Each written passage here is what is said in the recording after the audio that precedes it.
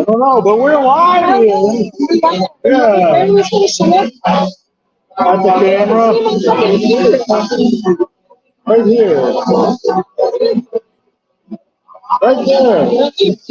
I don't know, right here. Yeah, there you go. Yeah.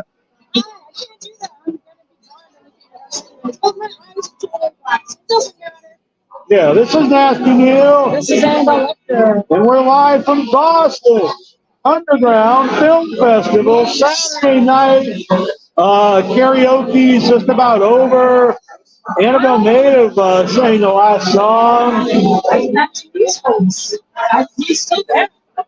He's still writing. Annabelle did 3 songs, all different genres. Right. And then it's most effort depending on the Right. And then, of course, MC Hammer. But I tried my best. I thought it was good. I love it. Been a really fun night. It's been great. Yeah, I'm always a little awkward at first when I get social places, but no, everyone's cool. It's a good time. Exactly. No, it's been cool.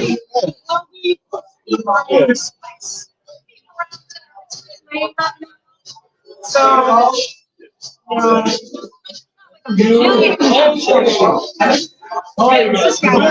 We're live.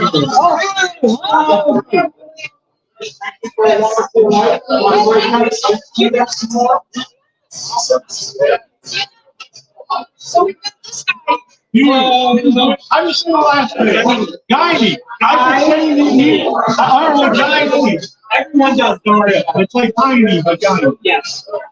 Tiny guy. Yeah, I'm sure he never. Yeah. I'm sorry to bring that up. No. It's fine. It doesn't make good sense. Yeah, so what's the we were just talking about Bob here, karaoke, good time. Yeah. What have you enjoyed the most?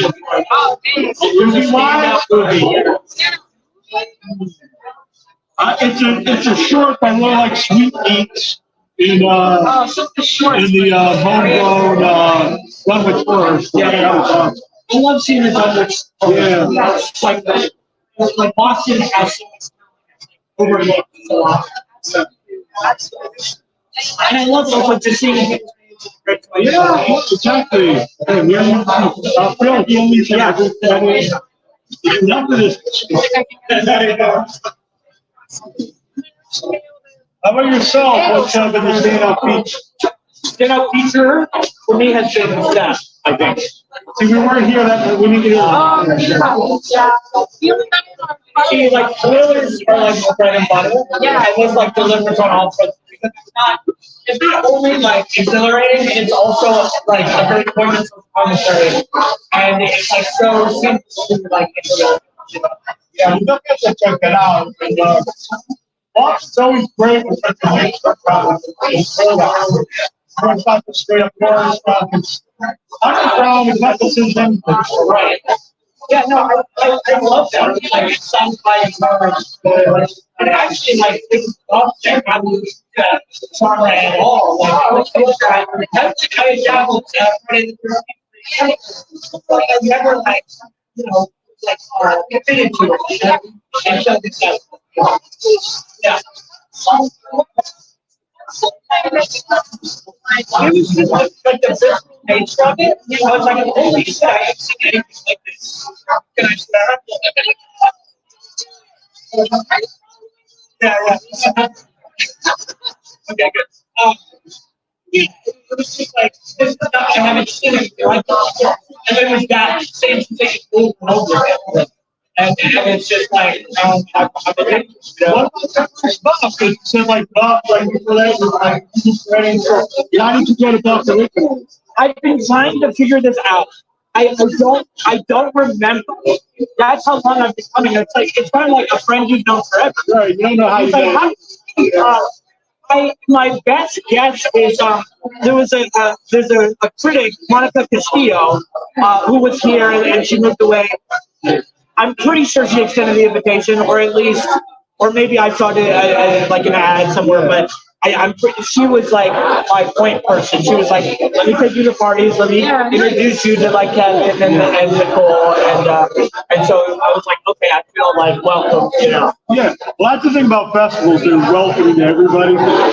Everyone just loves movies and movies, so filmmakers, just if you're whatever, whoever you are, like everyone's in it. Yeah, people run it. Yeah, no, I know, and you feel it in the crowd. Yeah. Like it's unlike a regular film. Regular theatrical is great, but this is like a other thing. Yeah. People appreciate the more people are seeking the help. Yeah. And a lot of some people might show up just like, they're like, oh, there's this thing happening, I do it. Right. I'm guessing most of the people that do it. yeah. In a lot of this stuff, like you might catch it later on Shudder or something, but you're not going to see it on the big screen. You can get the crowd reaction. Yeah. Like because there was a Shudder film tonight. Yeah. That's a completely different experience than you're Right. Yeah. And did you do anything in movies before going to Buff? Because like I know you did one of the trailers. Yeah. So like I have been dabbling in filmmaking like over the years. So I did a lot of sketch comedy with like and then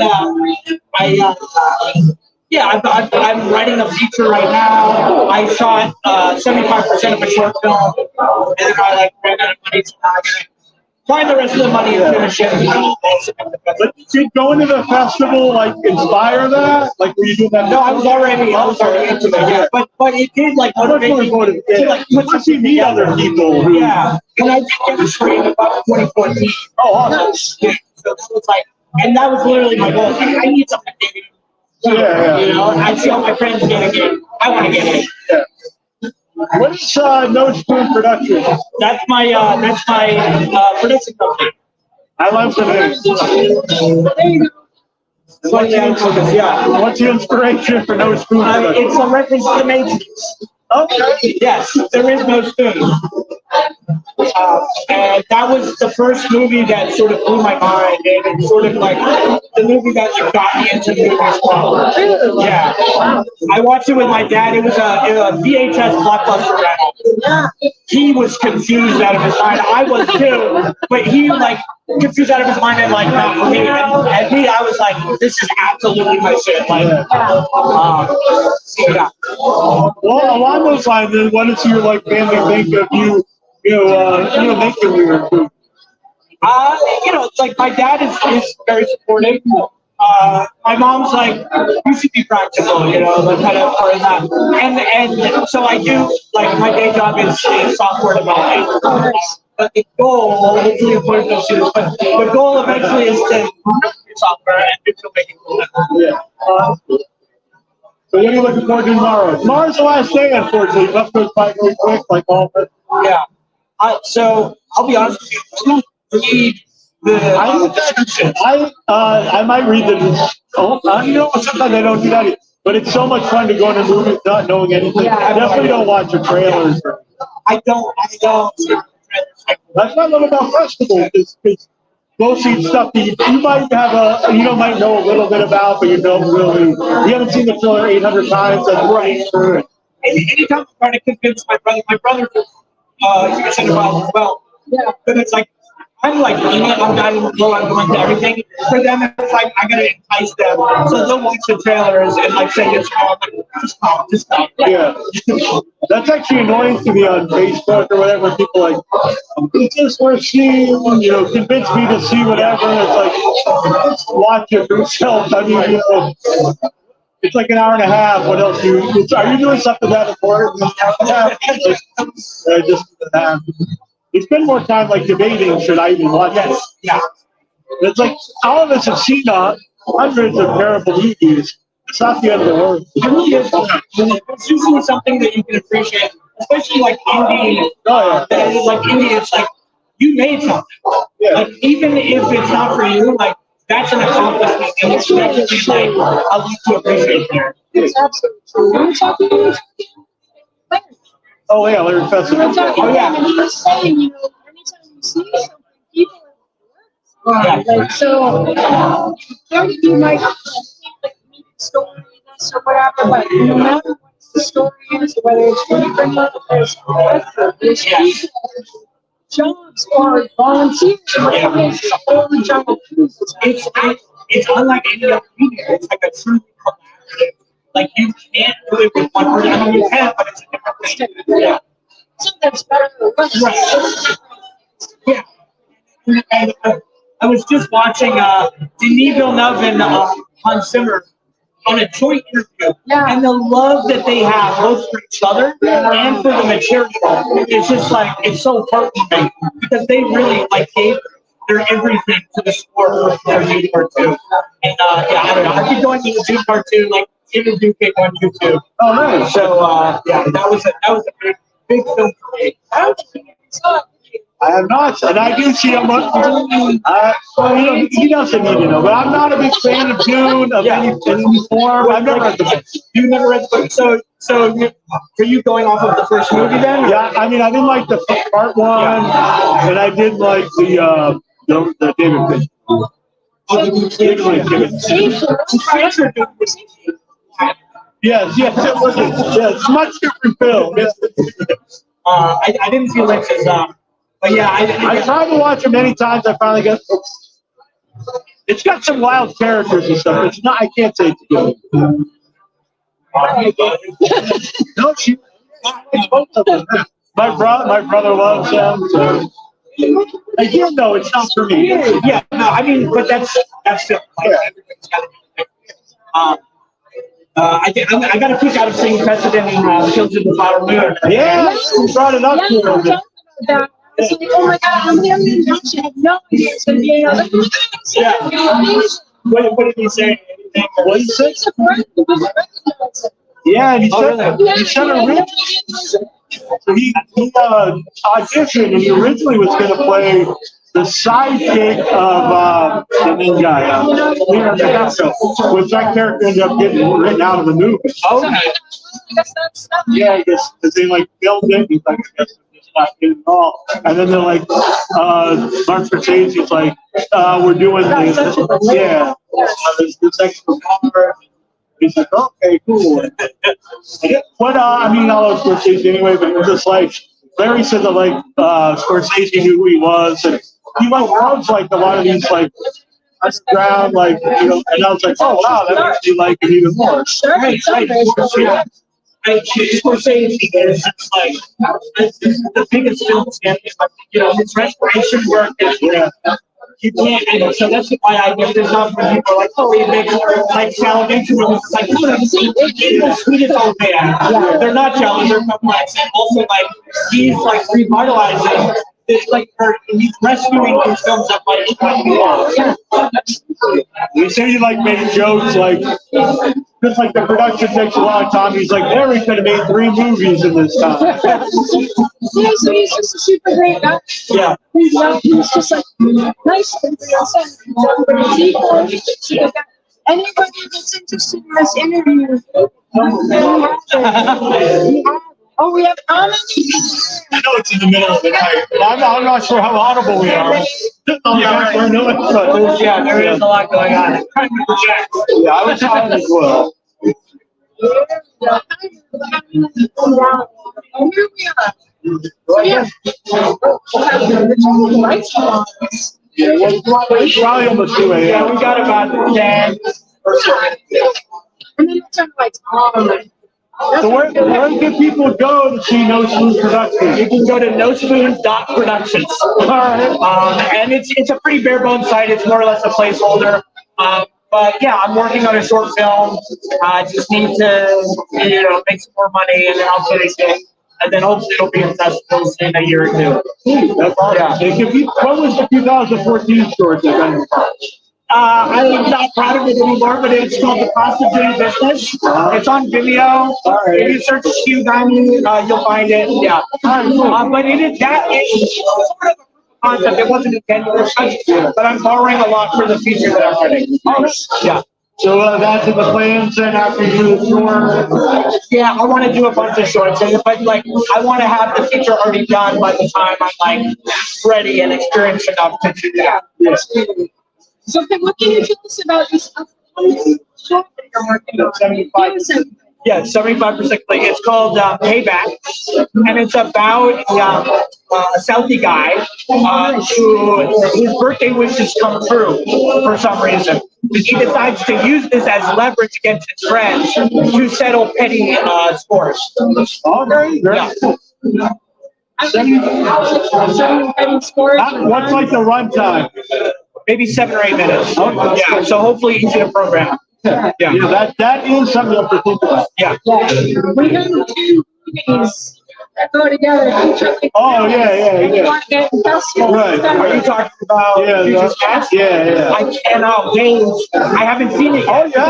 Oh, yeah. It either hasn't been to Boston or I haven't been. No, unfortunately, we played many places this awesome, but we've never played anywhere in Massachusetts. I almost made a trip to New York and I couldn't make it work. But yeah, I'm really excited to see that. Yeah. It's really so. Yeah. I am. I don't know if that's a selling point. You're great at yourself. No, thanks. It's a role that I was born to play. And how did Enveloping Desidero Well, honestly, yeah, that was the first thing that I was in. Yeah, and it was that was a fun filmed here during Bob. Yeah. I guess it was like 5 years ago. Oh, wow. And that was a really fun experience. So I don't know how much you know. I know you've seen it. Yeah. But I really did have an operation that resulted in I went have a belly button. And Michael's like, let's make a documentary about that. And I just was like, oh, he wants to make a real documentary. I'm like, whatever, I guess. I don't know. And so I showed up, and then so he's like, we'll talk about this. And I didn't really get what he's going for at first. And then when he's telling me it's like a mockumentary, then I kind of knew right away. And so all my stuff is just, it's all improv. I just made up a bunch of stuff and talked for, it seemed like a half hour, and they edited it down to, like the really good stuff. And then, that's the best stuff. It's like, that's the show. Yeah, once he's like, play it really straight, then I was like, oh, I know what we're going for. And I really It is, yeah. My family's line is actually scripted. But what's funny about that is though on some festivals, most festivals it was up for and won some funniest, but it did win best short documentary in a couple. And I'm not sure if they know what exactly it is. So Was that when you met Jim? no, I met him before, but yeah, that's when he bullied. Well, he bullied me before. Yeah. No, what? That's what people who know Jim. That's unusual. Jim usually does the Irish goodbye and just walks out. But he's here, yeah. All right. Well, we should probably get out of here. Yeah. That's awesome. We'll talk to you next. Yeah. Thanks for having me on. Yeah.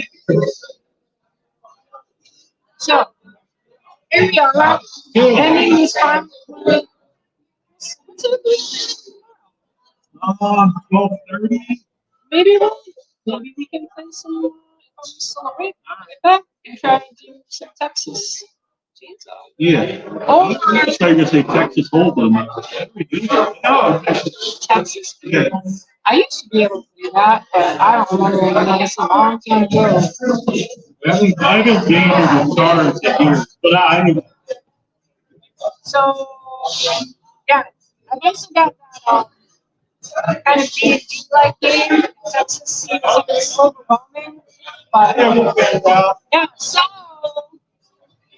Stevie Snake, I really appreciate you being here for us. It makes me feel good. Good man. I know you probably can't hear us very well. This is the extreme close-up. Yeah, I'm looking at me. Yeah, and she calls me an ego maniac and narcissist, but we see real it is. Yeah, I like how that, yeah. Now it's she's twisting it around, like I'm trying to blah, blah, blah, blah. No, no. Time, yeah.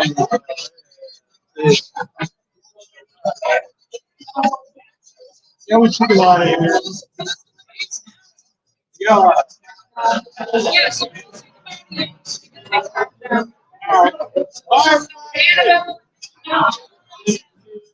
See you tomorrow. Bye.